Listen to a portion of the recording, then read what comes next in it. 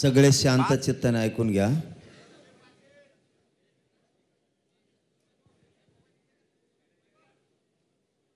सगळ्यात अगोदर राज्य मंत्रिमंडळाच्या उपसमितीचे अध्यक्ष विखे साहेब, बाबा राजे साहेब, कोकाटे साहेब, उदय सामंत साहेब, गोरे साहेब, आणखीन कोणी आलेले या राणा दादा यांचं सगळ्यांचं राज्यातल्या आणि इथं असलेल्या आंदोलकाच्या वतीनं मनपूर्वक कौतुक करतो, स्वागत करतो।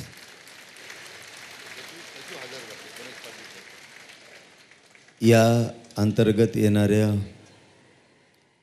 विषयाचे सचिव सुद्धा प्रत्यक्ष हजर आहेत। त्या सचिव बांधवांचंही मनापासून कौतुक, आभार।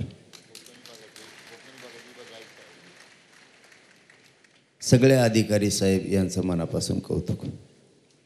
विषय शांततेनं समजून घेण्याची सगळ्याला गरज आहे। थोडं जास्त बोललं तर पोटात दुखल्यासारखं होतं आहे, त्यामुळे तुम्ही जितके शांत बसता तितकं तुमच्यापर्यंत आवाज येईल। आपलं म्हणणं होतं ते म्हणणं आपण लेखी स्वरूपात निवेदनाच्या माध्यमातून सरकारला सादर केलेलं आहे आत्तापर्यंत मागण्याचं। विषय क्रमांक 1 आपण मागणी केली होती, हैदराबाद गॅझेटियरची तात्काळ अंमलबजावणी करण्यात यावी अशी आपली मागणी होती। त्याच्यावरती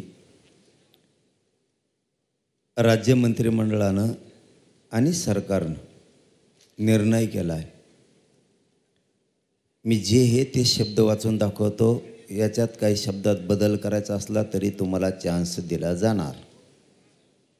म्हणजे इथं जरी आत्ता बोललो त्यांनी विखे साहेबांनी आणि राज्य साहेबांनी सगळ्यांनी सांगितलं, तुम्हाला एकदा मान्य झालं की आम्ही लगेच तातडीचा GR काढून अंमलबजावणी करतो असं त्यांनी सांगितलं।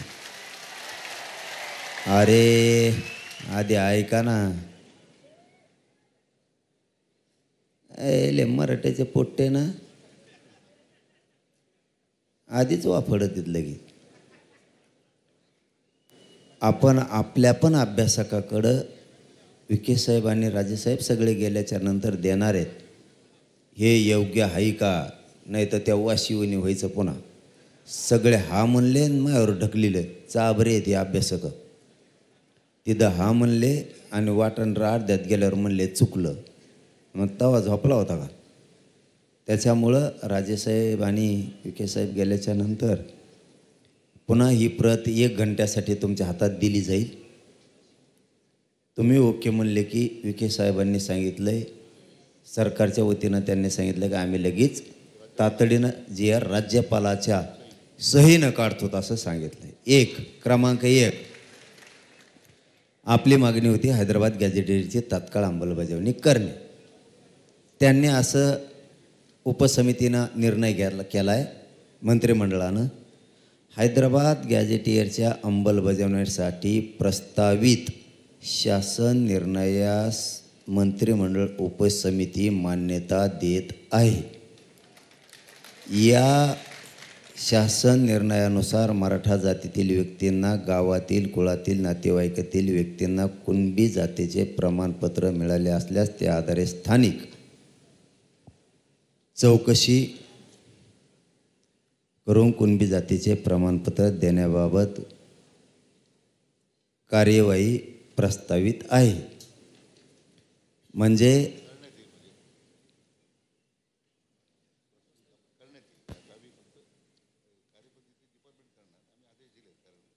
हा ना, GR झाल्यावर ते शब्द बदलतील ना, पूर्ण करण्यात येईल ना तिथं लगेच। हो, आणि ते घेऊस तर तुमच्यामध्ये मी उठवतो काय विखे साहेब इथं, ते येऊस तर मी तुमच्यामध्ये उठवतो काय इथं? मी उठत नाही, मी दर जेलातला अन्न खाईन पण उठत नाही। म्हणजे थोडक्यात आपल्या गावरान भाषेत सांगायचं ठरलं, हैदराबाद गॅझेटियरला अंमलबजावणी दिलेली आहे, बरोबर का? अंमलबजावणी करण्याच्या सूचना निर्णय आपण केलेला आहे. पटलं का सगळ्याला? अंमलबजावणी दिलेली आहे. आता दुसरा कळीचा मुद्दा, ते देत नव्हते पण आपण आपल्या हट्टावर ठाम होतो. सातारा संस्थांचं गॅजेटियरमध्ये पश्चिम महाराष्ट्र पूर्ण बसतो. खरं आहे का अभ्यासक? नंतर का नाही म्हणले ना थोबडच हानी. सातारा गॅजेटियर, पुणे औंध गॅजेटियरवरील नियमाच्या आधारे गॅजेटियरची अंमलबजावणी करण्याबाबत आपण त्यांच्याकडे मागणी दिली. त्यांनी सांगितलं आहे सातारा संस्थान, पुणे व औंध संस्थान गॅजेटियरची अंमलबजावणी करण्याबाबत कायदेशीर बाबी तपासून जलद गतीने निर्णय घेण्यात येईल. त्याचं कारण विचारलं मी त्यांना, का जलद गतीने? त्यांचं म्हणणं आहे थोडं काही त्या 2-3 विषयात औंध आणि साताऱ्यात थोड्या किचकट कायदेशीर त्रुटी आहेत. जलद गतीनं म्हणजे 15 दिवसात तपासून त्याची पण अंमलबजावणी करतो आणि अंमलबजावणी देतो म्हणलेत ते. आता बरोबर ना? अंमलबजावणी देतो म्हणलेत, नाही असं नाही. फक्त कायदेशीर त्रुटी असतील आणि असतील सुद्धा. त्यांनी 15 दिवसात जलद शब्द वापरला आहे, पण तरी बी त्यांच्या तोंडी असं म्हणले त्याला राजेसाहेब साक्षीदार आहेत. साक्षीदार त्यांना धरलेलं आहे. मी म्हणलं तुम्ही करून देतान का? आणि आमच्यासाठी राजा बोलला म्हणजे विषय संपला. यायला बाकीच्याला काय? ते म्हणले मी करून देतो माझी जबाबदारी. मी राजांना म्हणलो तुम्ही 15 दिवस म्हणता 1 महिना. राजे बरोबर आहे का? मी 1 महिना दिला राजाला, आणखीन काय पाहिजे आता? ते 15 दिवस म्हणले 1 महिन्यात अंमलबजावणी द्या. राजा म्हणले देतो. राजा हा म्हणले की नाही इतक्या लोक सांगा नाहीत मला थोपड हाणतील लोक. जमलं की नाही आता? हे 2 विषय अंमलबजावणी झाली. खाली काय राहिला आता? जरा डोकं लावायला शिका ना. येतो ना ती दबी. सगळे सोयऱ्यांच्या बद्दलचा विषय काढला. आधी हे घेतो, थांबा. महाराष्ट्रातील मराठा आंदोलकावर झालेल्या केसेस तत्काळ मागे घ्या असं आपण मागणी केली.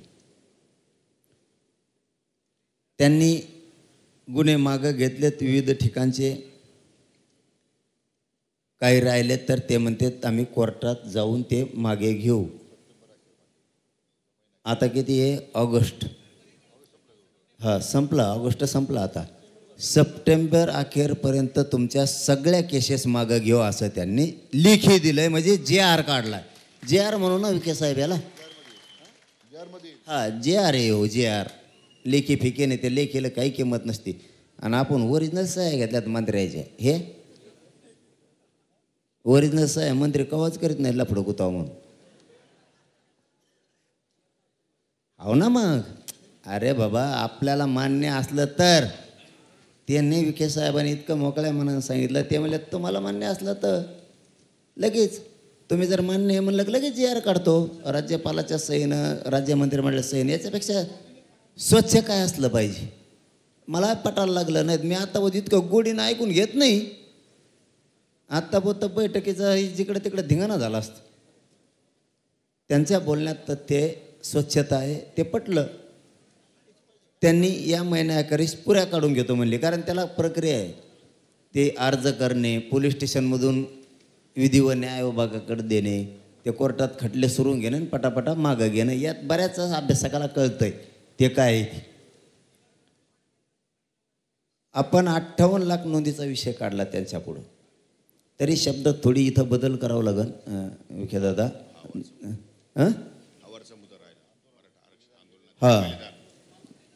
मग डोकं चाला ना. उपोषणाने गाळ झालो ना. तुम्ही लय गाळ केलं ना मला. मग डेअरी उतरली. डेअरीत नव्हती मला. मराठा आरक्षण आंदोलनातील बलिदान गेलेल्या कुटुंबियांना तात्काळ आर्थिक मदत व शैक्षणिक पात्रतेनुसार शासकीय नोकरी देण्यात आदेश द्यावेत असं आपण मागणी केली होती. त्यांनी असं सांगितलंय मराठा आरक्षण आंदोलनातील बलिदान गेलेल्या कुटुंबियांच्या वारसांना ₹15 कोटी इतकी मदत शासनामार्फत देण्यात आलेली आहे. याच्या आधी उर्वरित कुटुंबियांना आर्थिक मदत 1 आठवड्याच्या आत त्याच्या खात्यावर जमा करण्यात येईल असं त्यांनी सांगितलंय. ते होऊन जाईल.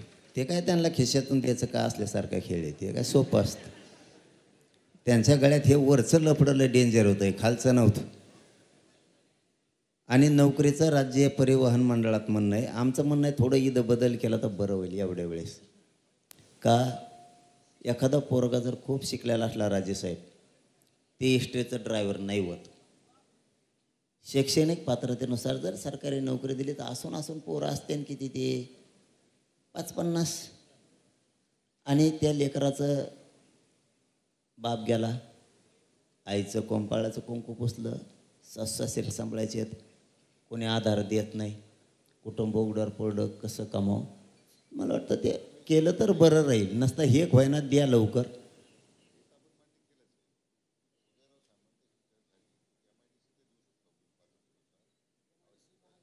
हा MIDCला त्या शासकीय अधिकारी महावितरणमध्ये करा. परत तुम्ही MIDCचं चांगलं आहे. उदय सामंत साहेब हातात एक करा. उदय साहेब कचा सह्यान काय तुम्हाला तरी काय सही कथा आणायची. त्याला सोपं आहे. तिथं बिचारे गोरगरीब MIDCच्या जवळ असतात. माऊलीला राजेसाहेब नाही जात आहेत एसटीने इकडं तिकडं. एक ते कंपाळाला कोण असतं, लोकांच्या नजरा विचित्र असते. नवरा गेल्यावर तिला कसं बस एसटीनं घरी जायचं ना, आम्ही हाल बघतो. ते लय अवघड आहे. ते MIDCत केलं तर वा तुमचं खरंच कौतुक. 5वा मुद्दा म्हणजे मागणी 5वी 4 झाल्या आणि पुऱ्या 8 होत्या आपल्या. 58 लाख नोंदीचा रेकॉर्ड. आपलं म्हणणं होतं 58 लाख नोंदी सापडल्यात, त्याचा रेकॉर्ड ग्रामपंचायतला लावा. म्हणजे लोकाला कळन तरी मग नोंद निघाली का नाही. लोकाला मिळत लागा 58 लाख म्हणजे नोंदी कुठं आहेत. ग्रामपंचायतला लावा, लोक अर्ज करतील आणि घेतील. आणि दुसरं विखे साहेब एकदम महत्त्वाचा प्रश्न आहे. त्या लावून तुम्ही द्याच बरं का प्रमाणपत्र. पण व्हॅलिडिटी आत्तापर्यंत आज तारीख किती 2. तुम्ही आत्ता इथून गेले नाही का आदेश काढा. आत्तापर्यंतच्या व्हॅलिडिटीला वर्ष झाले लोक रोखून धरल्यात. 25,000 रुपये दिले की 1 मिनिटात व्हॅलिडिटी देतोय. याचा अर्थ खोटी आहे का नाही. तो दाटून म्हणतो तांत्रिक अडचणी. तेवढा मात्र एक निर्णय करा, व्हॅलिडिटी ताबडतोब द्या.